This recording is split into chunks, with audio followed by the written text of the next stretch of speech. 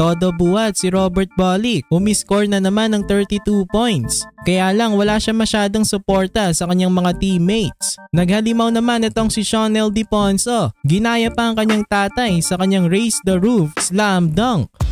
NLEX Road Warriors versus Rain or Shine Elasto Painters. Napaka-importante ng game na ito, lalong-lalo na sa NLEX kung gusto pa nila maagaw ang twice to beat advantage mula sa Ginebra. Kung matalo kasi sila dito sa Rain or Shine, mananatili ng top 2 ang Ginebra at meron pang twice to beat advantage sa quarterfinals. Sa start ng first quarter, ang unang naka-score sa Rain or Shine ay itong si Andre Karakut from Beyond the Arc. Habang sa NLEX naman, first basket nila mula kay Anthony Semerad.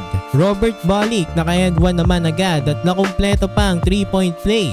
Pero after lumamang ng tatlo ng NLEX, nakagawa ng 9-0 run ng Rain or Shine at tumabante sila ng 6 points, 16-10. Magandang start ni Big Bo Belga, pasok agad ang tira sa labas at tumabante ng Rain or Shine ng 9 points, 22-13. Pero sumagot naman agad si Robert Bolick, pero lalong lumaki ang kalamangan ng Rain or Shine at tumabot pa sa 11 points. Kaso naibaba rin naman yan ng NLEX sa single digit after ng basket ni Basera Mer. Lamang ang Rain or Shine 30-23 at the end of the first. Sa start ng second quarter, takeover mode na itong si Sean L. Diponso. Umiscore ng 8 straight points ang anak nila kay Danny Ai at naka-end 1 pa sa fast break. Lumobo na sa 16 points ang lead ng Rain or Shine, 41-25. Pero sumagot naman ng 12-4 run ng NLEX. Baba sa 9 points ang kalamangan ng Rain or Shine after ng tres ni Robert Bolick. Kaya lang rumispand na naman ang Rain or Shine ng 10-0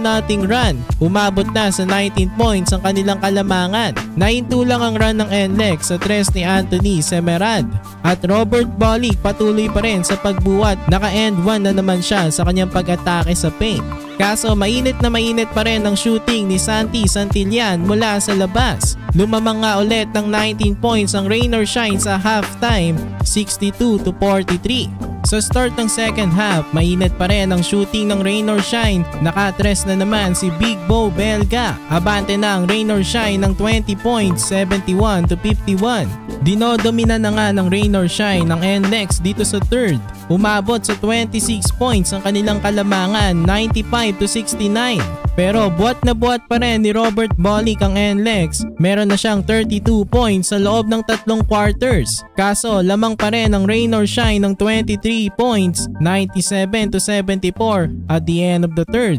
Sa start ng fourth quarter, nakagawa ng 12-6 run ng NLEX at naikat nila sa 17 points ang lead ng Rain or Shine, 103-86. Pero pamatay sunog si Sean L. Diponso sa kanyang 5 straight points. Bago pa matapos ang laban, dumakdak pa itong si Sean. Ginaya pa ang kanyang tatay na si Lakay Danny Ai sa kanyang pag-raise the roof. In the end, nanalo ang Rain or Shine Elasto Painters. Pasok na rin sila sa playoffs.